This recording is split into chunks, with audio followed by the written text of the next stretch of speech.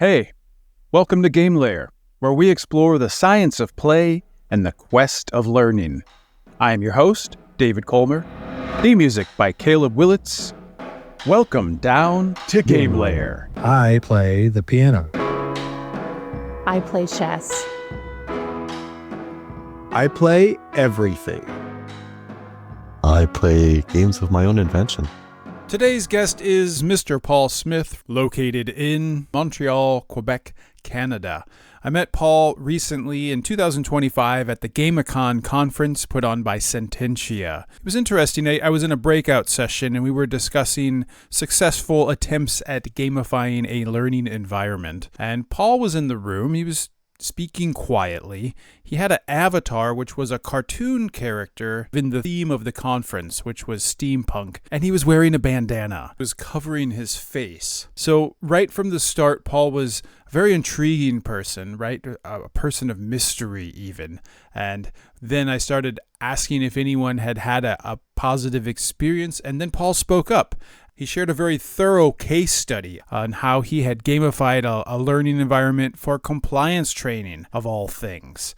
And so I reached out to Paul near the end of the conference and asked if he wanted to be on this podcast that I hadn't created yet. And he said, sure, that sounds like a fantastic idea. What do I need to do? Join me in welcoming Paul Smith down to GameLayer. I'd like to thank you so much for making time to join the show, Paul. You're welcome, Dave. So would you like to go ahead and just introduce yourself? Let us know where you're at and what you're involved in these days. Yeah, of course. So I work for a company called AtkinsRéalis, based here in Montreal, Quebec, Canada. I'm originally from Scotland, from Edinburgh, you can tell from the accent. And I've been with this company for coming into my 7th year. I was working in the integrity department for 5 years, building training there and communications. And more recently, I work in the US market. Before, I don't know how far back you want me to go. Hey, it's whatever you're willing to share. I've done a lot of things. Yeah, a lot of us have in learning and development, right? Yes. I have a master's in mental philosophy from Edinburgh University. Oh, wow. I moved to Canada over 20 years ago and working in kitchens and teaching English. And I was a director of studies at a language school for a while. So I've been in adult education for a long time. And more recently, I've been pegged as the guy at the company who knows about making training effective. All right. I'm the gamification guy. I'm as much of a gamification learner as anyone else. Yeah, I think a lot of us are. It's a moving target, right? Yeah. It really is. And it's an interesting industry because I think it's so tech heavy and it kind of keeps it on the forefront a little bit, probably because the gaming industry is moving so quickly, right? Sure. You know, what was interesting about the conference that we met at recently? Yeah, sure. We met at the Gamification conference by Sententia. Yeah, it was fantastic. It really was. It was a solid 40 hours. I'm still digesting a lot of the content. Yeah. The I would get up at 2 a.m. and watch something, right? Oh gosh, it was a fantastic experience. The throwdown competition where I think they had 12 entries of people submitting these 5-minute YouTube videos just explaining their little, gamified project or what they had done was really interesting because it gave us a chance to look at gamification from lots of different angles. And right. And one of them was some safety training, which was, I think they had turned into basketball. Okay, I missed that one. Okay, yeah, it looked fun.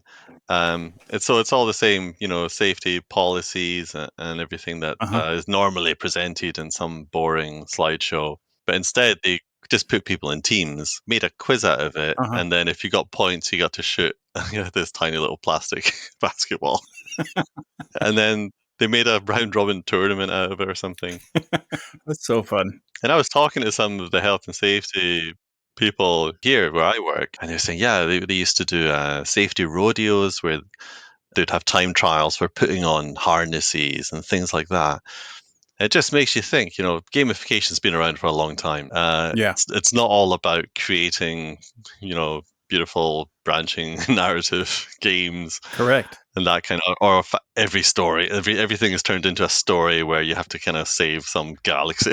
No, it's actually just about creating an interest and getting to the end and a kind of incentive around learning. Yes. And if you really want to know how people create an incentive around learning, look at the health and safety folks where it's literally a matter of life and death. They have figured out a long time ago how to make training stick, you know? Yeah, great. Now I want to talk about that health and safety a bit more later. That sounds like a good thing to dig into deep. Which Bartle player type are you? Are you the achiever, the explorer, the socializer, or when you play games, are you more the killer?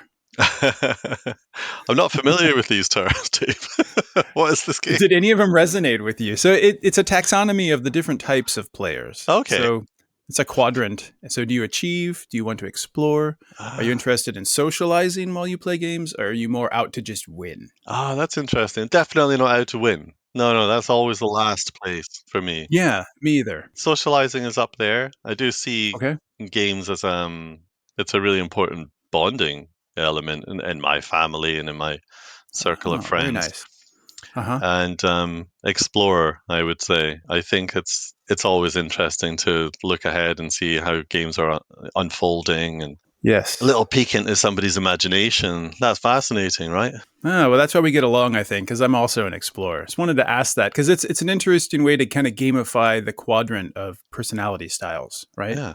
And I like how Bartle went out and did that for us. So I'd like to kind of pivot a little bit now and just dial it back a little bit more. You've talked a lot about gamification already, but what about games? How would you define games? Or what does the word games mean to you? And why do you think that we love them so much? Oh gosh, big question. It is. Yeah. And take your time. I'll have to. I suppose I just think about the act of play and playing as a bonding experience and as a way of learning. You know, I have a young family and I Okay. play games with my kids Yeah. all the time, right?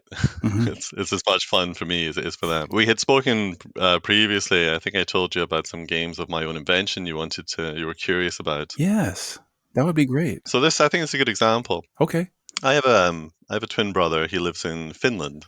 Oh, wow. He has a young boy. I guess this would be about 3 or 4 years ago. He was my nephew was about 6 or 7 years old, and together, my brother and my nephew, they would sit down and make games, and they used snakes and ladders as an inspiration, right? So they would make their own versions of snakes and ladders. I think we call that shoots and ladders, or I could be completely off on this. Yeah, probably. What's snakes and ladders? Could you maybe just define that? Because you already lost Yeah, me. you go down the snakes and you go up the ladders. Yeah. The snakes bite you. It's like a European version of shoots and ladders. Yeah, I don't know. You slide down the snakes, I suppose. Oh, do you? Okay. Yeah, yeah. So I think it's Okay. the same game we're talking about. Yeah, Is so it it's a very okay? simple Okay. Thank child's you. board game, but they Fantastic. kind of they sort of reinvented it and had fun with it. So they would have things like wormholes, where if you Oh, land on wow. this square, it was one of 6 squares where you could pop out anywhere on the board, right? So then you'd roll the die, and whatever that number was, you had sort of transported to that square. Nice. Lots of wee elements like that they built. Well, they modified it. Yeah, it was really cool. That's fun. Anyway, my brother Chris, had this problem where Scotland had qualified for a soccer tournament. He was really excited about it, Okay. but his son doesn't care about soccer. Absolutely doesn't care. I can identify with that just a little Yes. bit. Yeah. Okay. So I made a game for him. Nice. I turned Snakes and Ladders into a soccer match. So 90 squares to represent 90 minutes, and you'd start off with 2 dice, and if you got a yellow card, you would lose one. There was a little soccer pitch at the bottom, and certain squares you land on, you would move back and forth, and if you got near the goal, you'd have a chance to score. There was free kicks and penalties, and it was a lot of, you're just playing soccer with somebody, right? A lot of chance, obviously. Sure. And they really liked it. It was really fun. And then a couple of years later, my own son would have been 5 at the time. He's kind of into soccer, but he's really into rugby, and because he's obsessed with rugby. And I made him a version of that, rugby snakes and ladders, where So how are the games different? How was like the football soccer version different than the rugby version? a similar concept. They were different in, I suppose, the ways that soccer and rugby are different. Different point scoring. Sure. You can score tries, Okay. penalties, drop goals, things like that. Rugby's a Very much good. more exciting game, though. Soccer matches regularly end Okay. 0-0 or 1-0. Right? It's kind of boring. Okay. The rugby matches have a lot of scoring. It's a bit like your American football, right? It's all action, you know? Yeah, I'm familiar with rugby, but not the specifics of how points are awarded or any of that. Just that it's a little bit more aggressive, right? It's a bit more Yeah, wild. it's, yes, absolutely. Well, Okay. shake hands at the end. I suppose the act of creating that, it was time consuming, but that's a kind of love language for me, right? Like I'm taking time and thinking about this and crafting this and drawing lines on a bit of paper and little rugby balls and really considering and testing it and testing it. So that was a lot of effort to present this thing to him. And he loved it. He learned more about rugby. He also added his own elements to it as well. Hmm. So there was a kind of creativity built in there. And I like that when games allow you to do that. Yeah, When games allow you to sort of make up your own rules and take a kind of ownership sure. over the game. Yeah, And I would play with him, and he would play with his granddad, and yeah. he'd try to play with his mum. She doesn't care. She would humor him sometimes. But that was a fun. She doesn't care about rugby.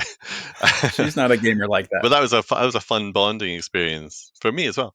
And then there's a bunch of different things happening in there, Yeah. and it's also a chance for me to teach him how to win and how to lose. I mean, the behaviors around those things. Like so many great life skills come out of it. He would be distraught if he lost. He would, at the beginning Right. he was 5 years old. He would, cry, throw the board away. I'd be like, "It's okay, buddy. Sometimes you lose. We support Scotland. We should know this."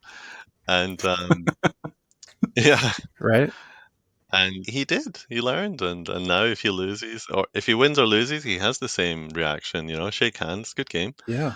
and and that's a valuable life lesson, right? That's really, It yeah, is. It's almost the most important one, absolutely. right? You're going to What's have to gonna deal go? with failure. Things are going to go wrong, right? It's almost like when we tried Yeah, to look, set up this call and I'm trying we to worked trying to get the technology figured out, and there's a learning curve in anything, flustered. right? Yeah, So, we've been here for 3 days now trying to get this, but we got it started. Yeah, yeah. Yeah. Well, I just love the part where you said this was a love language for you. And I just wanted to kind of touch back on that. And then just also the bonding that I'm sensing from this process, right? You're yeah. forming these really deep Yeah, it's bonds just a nice with way to someone in your spend time family. together. I You're just not think that's staring at a fantastic. screen. You're not just, there's nothing passive in there. Sure. We're interpreting the game as it's going along and Uh-huh. using our imagination together. So there's a lot happening. It's a really fun experience. And he'll remember that, you know. Yeah. He will. Oh yeah, he will. Forever. He's played that thing today. He plays it on his own. He just sits in his room sometimes and plays the game. He'll come and tell me the scores like he'd been watching a real match. I'm like, oh, okay, good buddy. Yeah. But I think we can say that that was a successful game, Yeah. right? You developed a successful Yes. game there. That's if he's going to play it on his own, and it's a two-player game. That was a solid win. Yeah, he'll play both sides. He'll run up to me, Daddy, Ireland beat Wales 38-24. Oh, cool.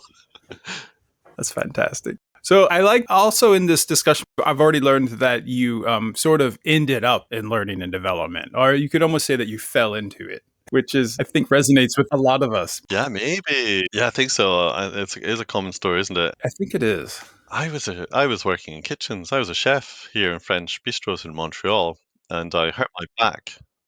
Yeah, quite badly. Oh wow. And my doctor said, no more working in kitchens for you. Oh no. So I thought, oh, okay, what am I going to do? My brother in Finland had recently started teaching English. Okay. So I thought, oh, he seems to enjoy that. Oh yeah, I did that for 7 years. I love that. That's a good way to get out there. Yeah, and it was, yeah. So Yeah. I remember when this was one of the really important bits of advice for any teacher, I think. Well, I remember I called him. Well, I signed up for a crash course with Cambridge University to do the CELTA to teach to be allowed to teach English. Sure. And I called him and I said, "Would you have any advice for a new teacher?" And he said, "Yeah, actually, I do." He said, "When I first started teaching here at this school in Finland, and there was one older teacher who'd been here forever. Then he said to me, 'Remember, Chris, if they know how much you care, they won't care how much you know.' Wow. And I'll tell you, that was the worst piece of advice anyone has ever given me. That guy was an idiot. You have to learn your stuff. Don't go into the class thinking just because I care. This is enough. These kids have paid, and their parents have paid money to send them to learn English. And they probably know a lot more than you do about the grammar. Right. Yep, probably do. Yeah, don't skimp on the preparation. Like, know your stuff, you know? That is really good advice because now Yeah. I'm thinking back to the 7 years. I was in Thailand for 7 years teaching English, Yeah. fresh out of theater school. So, just kind of acting my way into the whole experience. And that's the exact Yeah. experience that I had, right? I went in with just kind of Yeah. like a bright attitude. We're just going to Yeah. have fun and I'm going to get to know them. And they're going to care about American culture. I really had to shift my perspective pretty quickly on that. No, you have to, you're just, sometimes at the beginning teaching English, you're just one or two steps ahead of the class. So you have to learn all of that stuff, all the meta language for sure. Yeah. Yes. Yep. And that's how they probably learned their first language. So they're familiar with all the terms. And like you said, they definitely know the grammar because they had to learn it as a second language. So, right? Exactly right. So yeah, that took me to Spain, to Japan, Oh, wow. back to Montreal. Eventually, I was running a language school here in French and English. So I was director of studies for Oh, 3 years. fantastic. And then, from there, it was just a short hop, skip, and a jump to come work for this engineering firm.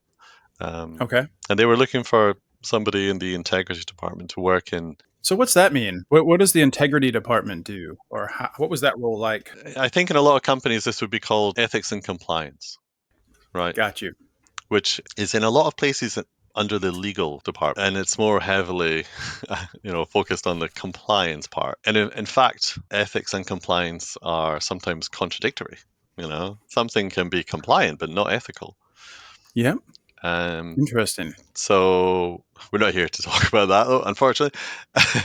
So, Yeah, not specifically, but it is an yeah. interesting thing that you bring up, right? Because it's definitely training related.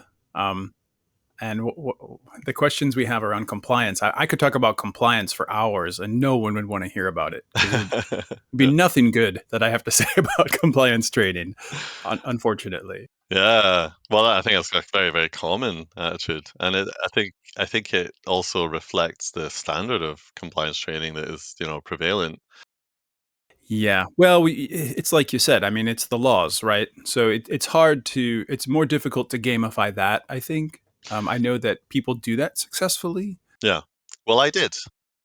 The project that you did, was that in the compliance and ethics department or was that in another department then? No, it was in the integrity department. That's right. So I did successfully. Well, there we go. Yeah. So the company that I worked for about 15 years ago, they were very naughty, and they were Ah, mixed up in it. It's no secret. You could you can Google everything that happened, and we were quite open about it okay. as well. You're legally allowed to say that. Okay. Yeah, yeah, yeah. No, we were absolutely caught and punished. Yeah. And the company's changed a lot since then. Like, Okay. all the leadership has changed. The name of the company has changed for quite recently, but everything about the company has changed.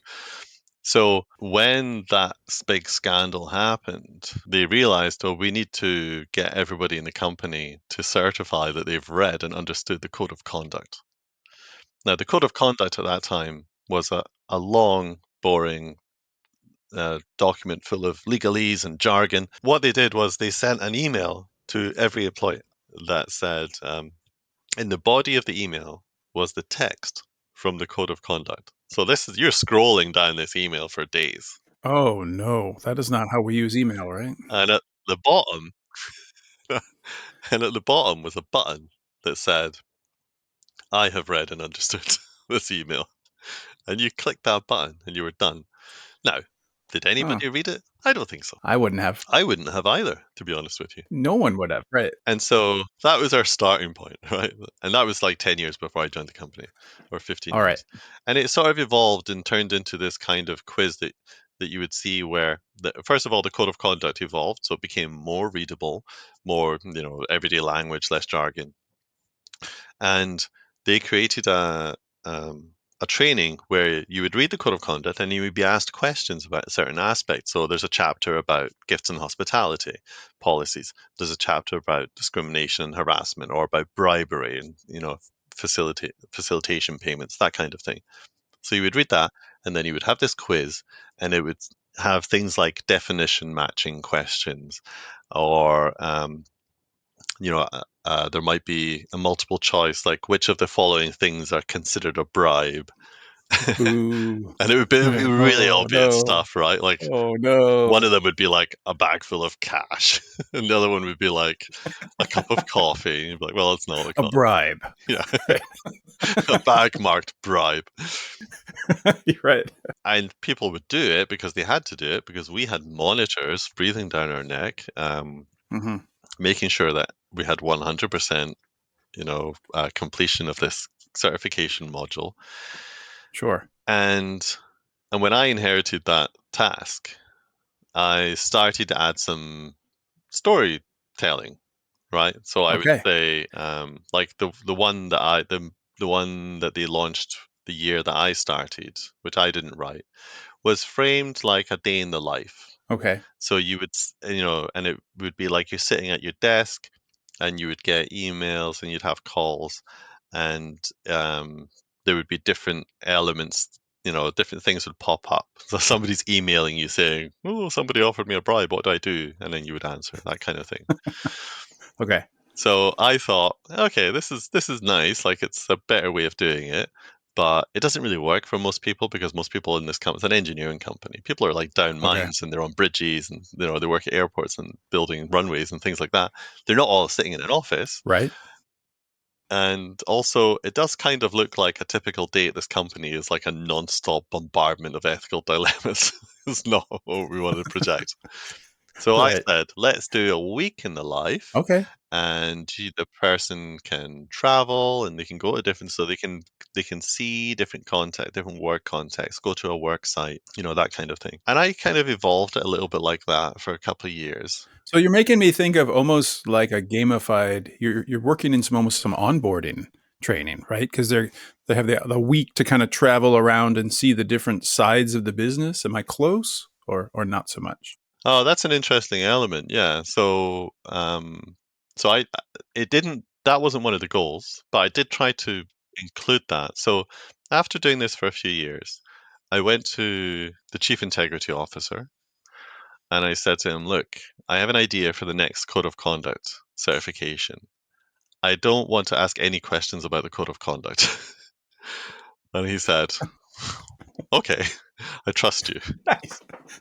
Okay. And then I went to my manager, and I said, can I have 2 days where I'm working, but I'm offline? I basically want to go to the library and stare out the window and, like, you know, make notes and think about things. And she said, I trust you, go for it. So I did all the usual pre planning, where I surveyed integrity professionals, and I gathered a lot of real life case studies that we based the training off of. And so I had all my topics, and I went to the library, and I stared out the window, and I thought, what am I going to do with all this stuff? And I started drawing maps. And so I created an interactive map in a made up place, in a made up mega project, where you could go around and visit different sites. And actually, all the sites were based on, to your point earlier, were based on real projects that we have. So it was a Okay. way for employees to see what we do as a company, because we do Yeah. so many different things. So this Nobody is knows everything we do. right, and this is the second time I've heard this story. Right, we met at GameCon, and I kind of want to tap Yeah. in on that experience where we were in a breakout room, and you just started telling this long tale of a successful implementation of gamification. And then I think at that point, I just kind of stopped looking at the questions we had for the session. I was like, "Hey guys, let's stop talking. Let's listen to this guy. He actually did this, and it worked." That's right. And that was what the topic was. Yeah. How do you do this? And I said that was my case. Yeah. It sounds like you're kind of past analysis, right? And you've analyzed it by entering the role and analyzed what's going on, and now you're starting to design. Is that accurate? Do you think? Yeah. I mean, I Okay. guess it's rethinking the training as well, right? So All right. instead of asking employees to read and memorize this code of conduct, what I said was, let's make the code of conduct a character in the story. So you go into a situation where, and this is a branching narrative, right? So you can go anywhere, anytime, and everybody's story is unique. So you go into a situation where you're speaking to a manager and a client, and they're looking to you for some advice, and there's something shady that might go down. And before you make a decision, you have to get the opinion of the manager, and they'll say, I'm not sure about this. The client, and they tell you what their priority is. As long as this project is finished on time, I don't care how you do it, something like that. Nice. But then you also have to look at the code of what does the code of conduct say, right? So, and then after you're forced to look at all of these, get the opinions of all these characters, then you have to make a decision. And if you make the wrong decision, then there's no finger wagging. There's not like an alarm bell or something and like, oh, you're losing points. What happens is on the next screen, you reflect and change your mind, basically. So, and then you carry on. But there's a little bit more information. So that was a kind of shift in perspective that allowed that to work, where the employees who were forced to do this were now learning, practicing, building that instinct to not memorize a code of conduct, but actually to think of, okay, if something happens, I'm not sure what to do, I know where to look. And so that's what we wanted to do. That was the main idea behind it. And so that comes back to just the objective, right? What's the objective of this training? It's not to The change code of behavior. conduct. It's to tell people what this thing is and where to find it and what's in it. And maybe practice looking it up, right? Or practice using it. Yeah. And so if anything happens, they know where to go. They know, what to do about it. So how did you connect the map that you drew to these activities that they had to do? How did that all fit together? Oh, yeah. So the cases that we had in there were based on real life cases, actual things that had happened. So I would get from the compliance and the HR investigations teams, they would give me redacted versions of cases that they had worked on for the previous 12 months. So I didn't know the names or locations, and I would either combine them or I would change some of the details, and I'd have to get the main message across. Say it's a very specific risk that in certain locations there you could find examples of modern slavery. Okay. So I would, if that in the poll that I did, if that came up as one of the top subjects, the integrity subject matter experts told me this is a real risk. Mm-hmm. We were bidding on, and I think we worked on the Qatar World Cup. Where this is really like, I don't know if you read those articles in the Guardian at the time about all the human trafficking and modern slavery that was going on there. This is really in the news a lot.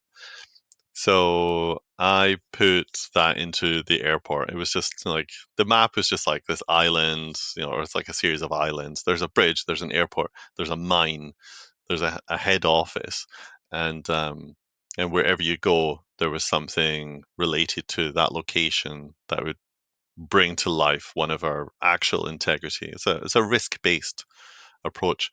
So one of the risks that we have as a company.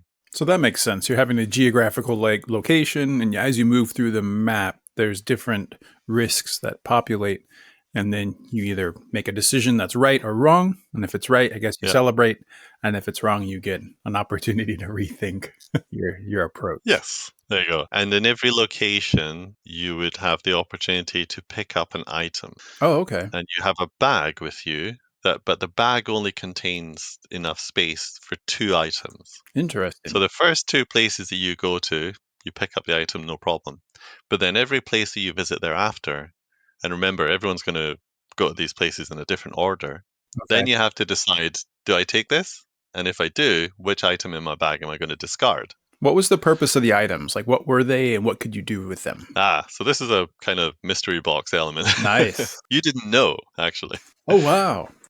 So they appeared organically, right? So when you're in the head office, you're talking to an integrity officer, and at the end of the conversation, they would say to you, "Oh, hey, by the way, I accidentally printed 2 hard copies of our code of conduct. I hate wasting paper. Do you want one of them?" And so you'd have to make that decision. Do I put it in my bag and then I have to discard one of the things in my bag, or do I say no, thank you?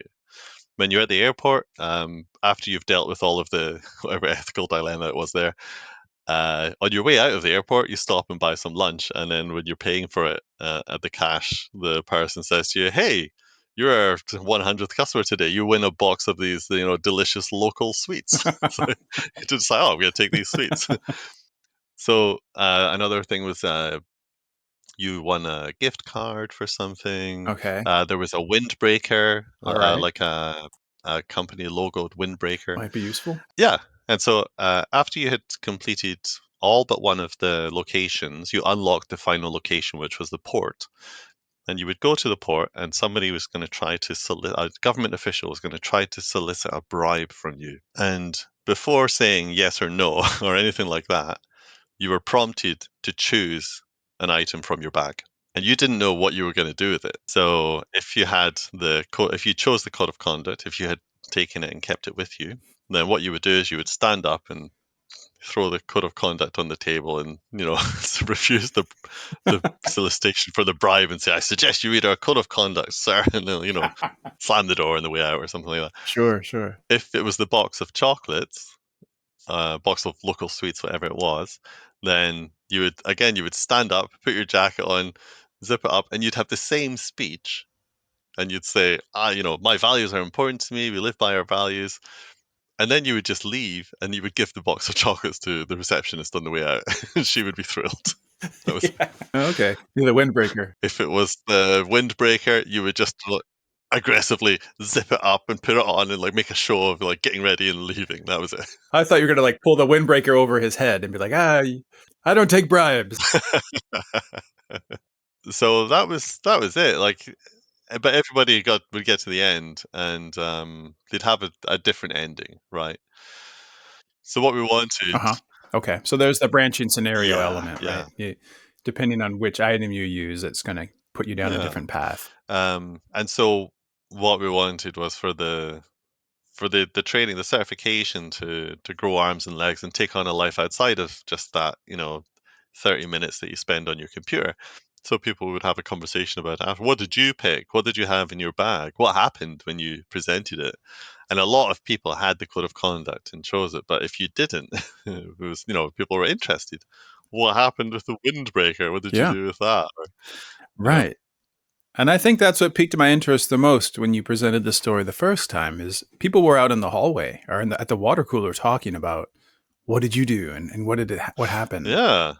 And that's interesting because once people start talking about that kind of training and those games outside of the, just with each other and their colleagues, like you said, by the water cooler or whatever, now they have to retell stories and they have to put things in their own words and they're processing that information in a different way. Sure. If they're talking about it, and even if they're just talking about the bag and the gift and the, sleazy government official, they're still processing that whole experience in a different way. They're re-encoding it into their deeper memory, right? They're forming deeper memories of that knowledge base or that information from the code of conduct. There you go. That's a good way to put it. Yeah. Yeah, because they're basically having to teach it back without realizing they have to teach it back. That's slick. Yeah, it comes back to what you were saying about teaching. There's no better way to learn something than if you have to teach it, right?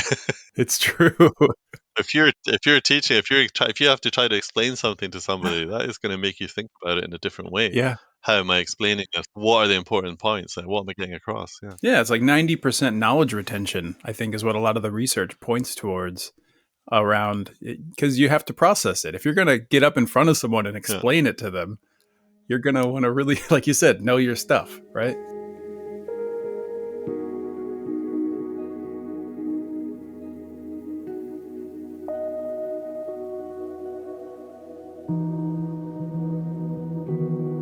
So I'd like to pivot a little bit. You've really talked about how it all works, but I'd like to kind of go back to the development stage of the ADDI model and just talk a little bit more about what tool you used or what this looked like while you were actually building the thing. So I used a free online tool called Twine, twinearray.org. Oh, I love it. Yeah, I've used Twine. I love it. Yeah, you know it, right. Yeah, I've made some games for my kids as well with that. And yeah, I really should get back into Twine. I kind of almost forgot that one's out there. So, I mean, I don't know if your listeners aren't familiar with it, then... Yeah, please go over. How does it work? Very simple coding involved in creating a kind of branching narrative, choose your own adventure type game. And the way that it's presented on the screen, it's a nice visual representation to understand, how many branches you have, how many different elements are in there, And you can't have, I mean, I think I did the calculations.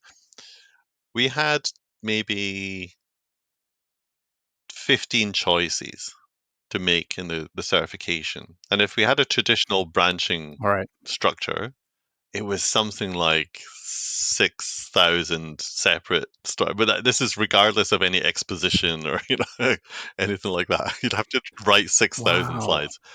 So obviously we Sure. used a fold back branching narrative where um, whatever questions, it would branch off and it would always come back to the same point. And that was one of the reasons why I wanted to have these different sites on this island as well, because that would mean that instead of having one big branching story, it's like you had 6 small stories, and that's a lot less work, right? I think we could do it in about 60 or 70 slides. Yeah, and that makes sense. Yeah, and to really get nerdy on this and really nerd out, it's making me think of Mega Man. I don't know if you ever played the original Mega Man games on the Nintendo. You familiar with that? No, tell me. You'd have like a board, it's like a 9 by 9 grid, and you would just choose which enemy you want to defeat next. And then you'd go into the game. It'd be like a side scrolling, really similar to Mario, except you always Uh-huh. have a gun. And when you beat one of the enemies, you get a new weapon. And you had to kind of know which order to beat the Right. enemies in. Because, for example, if you beat the penguin first, you get an ice gun. And then you'll need the ice gun to shoot the chameleon guy. And then, if you know the order, the game's quite easy. But if you don't know the order, the game's nearly impossible, which I'm sure isn't the approach that you went on the foldback. But I think it's the same principle, right? It's that same game mechanic where you kind of move around and there's just different games within the game or different narratives, Yeah, it's maybe. like going into different rooms, or in your Mega Man example, like you go Okay. into different levels and then come back to a kind of central space. Um, yeah, so it's something like that. And so what I did was I was able to build out basically the whole story like that. Now, unfortunately, Twine has no spell checking. So, when- no. It does not. Yeah, very bare bones. Yeah. So there's a lot of, typos and things to pick up on there. A lot of validation work goes into it. Sure. But I was working with a programmer, my colleague Catherine here in Montreal, who was able to turn my ideas into an actual playable game using the platform Captivate. Aha. Yeah. Have you Use used that. it? Yeah. So Captivate's more of an e-learning development, right? Really similar to like an articulate storyline, I would say. Yeah. There's kind of been this back and forth throughout history of do you pick Captivate or do you pick articulate storyline? We used Captivate. We had the Yeah. license for Captivate. That's what she was using. And Okay. I'm sorry for your loss. I'm like, this is like quite heavy coding for me. I wasn't able to do anything in Captivate. I was just pitching ideas at her, like, no, make it look like this. No, no, put a lighthouse there. Why? I don't know. We'll need it later. Like I filled it with Easter eggs as well. Just need The whole story. Um, lovely. Oh, that's so fun. Twine was a really useful tool for me to just visually show her what I was talking about, right? So she could see Got you. this is what I want to happen. So it sounded like Twine was more of the design tool, and then you Yeah. built it out and Captivate as the development Yeah. tool. I went and played a bunch of those kinds of choose your own adventure games that you can download. Oh, that's a good idea. Yeah, just to see, what do I like, what do I not like, what do I think works, what doesn't work. Some of them are really cartoonish, right? Like there's a Demi Lovato Okay. one where you basically carve out a career as an international pop star. But it's really cartoonish. It's not the tone we want to Nice. strike with Probably not. Yeah. bribery and facilitation payments and extortion and things. And then there are other ones that were there's one that was called like Murder on a Boat or something. I can't remember. But there was this one called Choices That Matter. And what I liked about it was that it was, Okay. So that's the one that stood out. yeah, and it was monochrome, which I thought, oh, we can do that. We don't need lots of fancy graphics. And so it was really text based. Like we didn't have any avatars. Okay. And what that allowed me to do was to remove any unconscious bias from the game. So it was always a kind of DEI nightmare, like a minefield, to create these games or any story where you'd have a manager, a client, a villain, someone who's trying to be corrupt, your government official, whatever it is, or somebody working at reception. And then you'd have to assign a gender and a skin color and an age and maybe a visible disability to all these people. Right. And there's no right answer, right? Right. Yeah. So what I did instead was I called everybody by their job title and I just used gender neutral pronouns. So it was just okay, so here's the principal engineer. Nice. What do they think? That's it. So I just want to interject. So we viewed people just as people. Maybe where diversity training should end up, right? Just like equity, just like, oh, we're all just humans.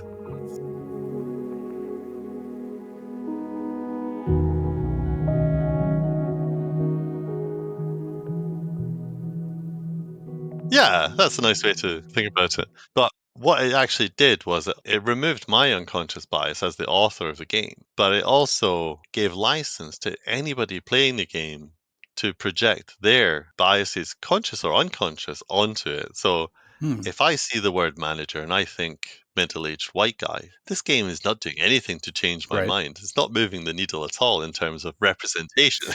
No, that's also true. That's the other side of it. Right. When I did it, I was sort of proud of myself, and then I took a step back after it had been launched, and I thought, that was kind of a cop-out. Like, maybe we should have representation in there. Yeah. I mean, I also liked the way you presented it, though. Maybe that wasn't a learning objective for this project. And bringing such a heavy topic in there, could that have muddied the water, Yeah, maybe? yeah, definitely. In fact, that did happen at the start of the game. There is an avatar who represents one of an integrity officer. It's a made-up integrity officer. Her name was Arwa. Mhm. We would always just change between 1 year it would be a man and then a woman, then a man, and we'd just try to be fair about it. Anyway, Arwa had a hijab, but she also had a little bit of neck showing and short sleeves. Hmm. And a lot of people who played the game were furious with this because that is haram. Wow. So you just managed to make everyone mad, right? Because there was a hijab. And then also the people who might choose to wear hijabs wouldn't like showing as much skin. Maybe I'm reading way too much into this. Yeah, I mean, I say a lot. I mean, like maybe like half a dozen people have contacted us to say this is haram. This would never happen. Okay. And in fact, and it was all men who said that a woman would never do this. Interesting. And they were wrong, in fact, because in some cultures that is okay. In Malaysia, Muslim women do wear hijabs and have short sleeves. There you go.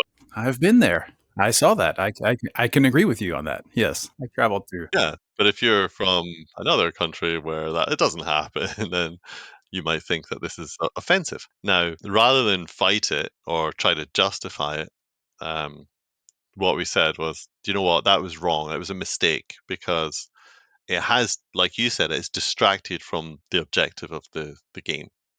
Like this isn't supposed to be about hijabs. It's supposed to be about doing the right thing. And so what we said was, if we want to include any kind of avatar with, for example, with a visible disability, we need to get somebody with that disability involved in the development stage early so that they can sense check what we're doing. Oh, and I love that. Let's let the person, let that voice be of the person who has that voice. Yeah, because you're going to go to a designer and say, "Can you create for me, an avatar of a guy in a wheelchair?" The designer doesn't live their life in a wheelchair, right? So Right. what they do, they could easily, very innocently have some missteps there or create something that could be offensive. So then we would have to say, Yeah, or even just like the way you have the settings on the wheelchair might be, something no one in a wheelchair would ever do just because they don't know that experience. exactly, yeah, it just shows that it looks like a kind of platitude or like Yep, we're trying to be inclusive. We're exactly. not really being inclusive, but we want to show that we're being inclusive. Yeah, and we have a mask, and that should be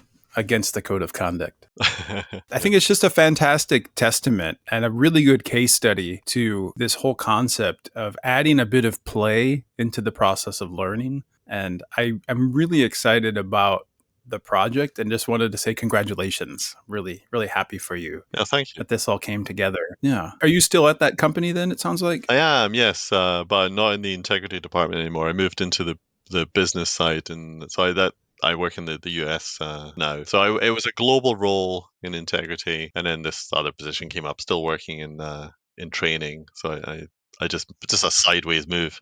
Nice. I love the integrity department. If you do the same thing for 5 years, you start to look around. Oh, is there anything else I can do? I Yeah. understand that 100%. Right. It's always nice to make a bit of a move. So what happened subsequently after we launched that was it actually raised the bar for the training in the whole company. Nice. Yeah, that's kind of what I was trying to lead into is what was the outcome? So you went right in there. Yeah. So, I mean, that's a really interesting question. How do you measure the success of ethics and compliance or Yeah. Yeah, because we've talked about the implementation and now we're just on Yeah. evaluation, right? So how did you measure it? Or I mean the fact that people were talking about it, I've already stated, I think, is a huge metric Yeah. of success. Yeah. We had in our LMS, in the module page, we had a comments box that just said comments, and then there was a blank space.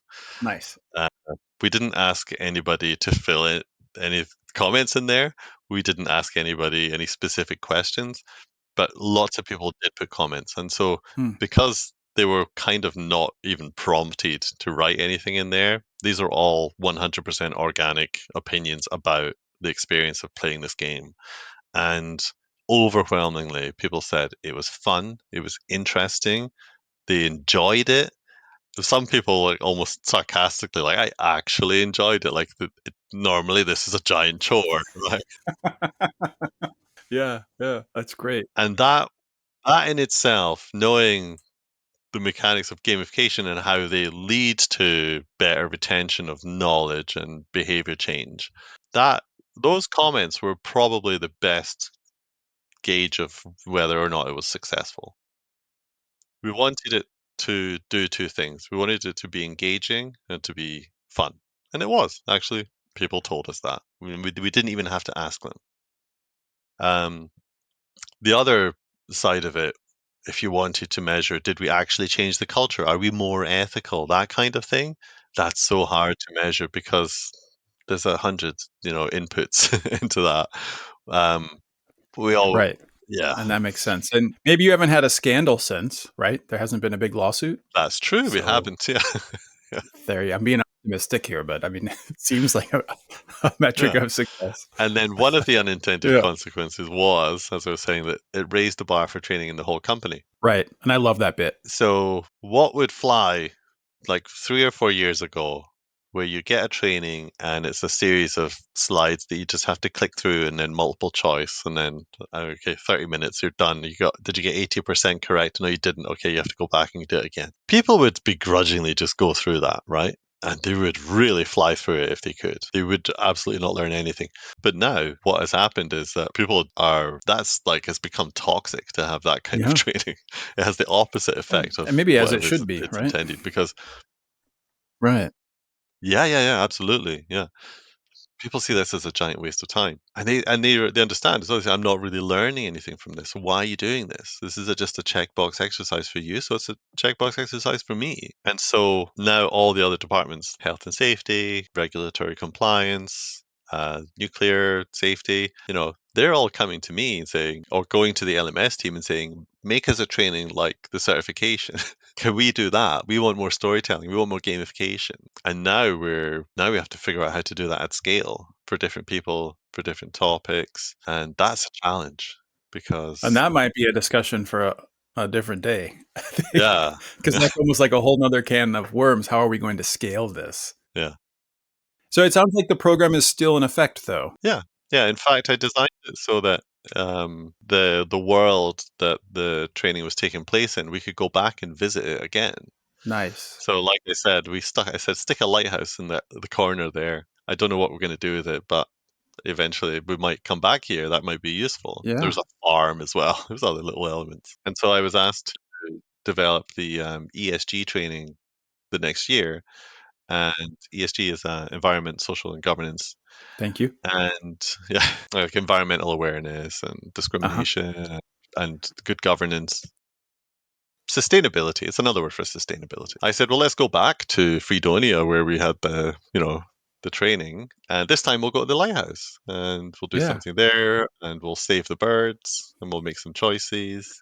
Very nice. And so we had three Wow. locations that we went to. Okay. Each one represented one of the letters. So I think the lighthouse was environment, and then the head office was governance, and then social was airport. And then in each one, the branch would take you down one of 4 different paths. And when you got to the end, you would get a badge. And so you'd finish with 3 badges out of a possible 12. Does that make sense? So 3 badges out of a possible 12. So it depended on what you were shooting to get? Depending on the choices that you made. So you go to the airport and then someone's showing you around and they say, do you want to see where we're building the shops, or do you want to see the runway, or where we're planning to build the training, for the local people, wherever it is. And so you make that decision and then you go there and then they say, okay, you interested in this or this? And you Uh-huh.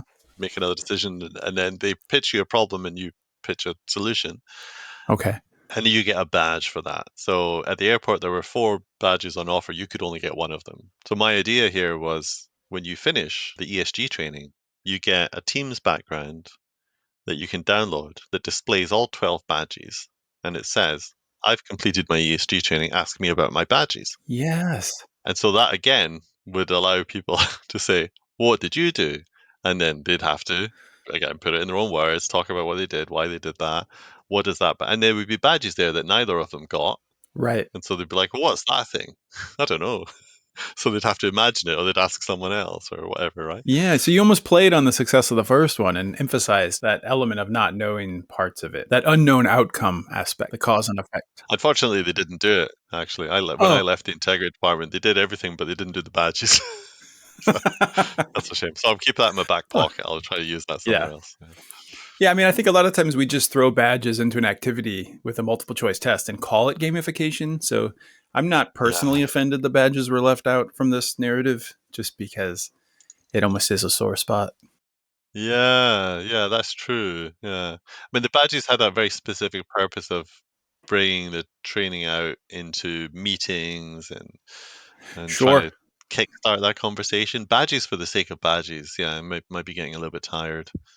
Yeah, no, you're right. These badges had a very significant purpose. So, yeah, very, very good use of the badges. Thanks so much for just this lengthy discussion. I really appreciate your time. What is your favorite animal? My favorite animal? Cat. Yeah, you like cats. That's awesome. Yeah. If you had to nail it down, what would you say is your favorite game?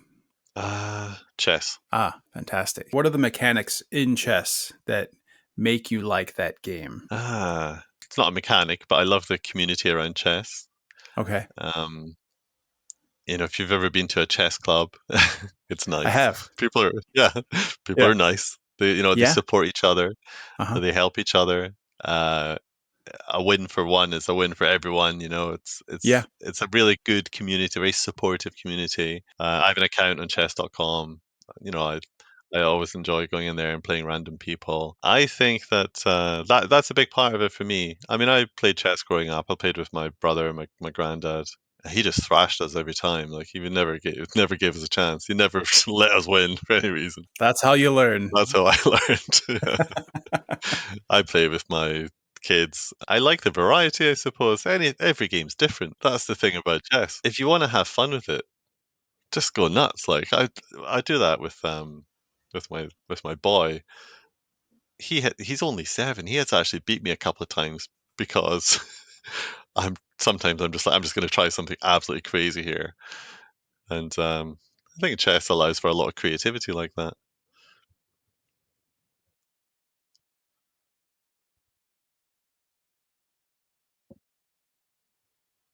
You still there, Dave?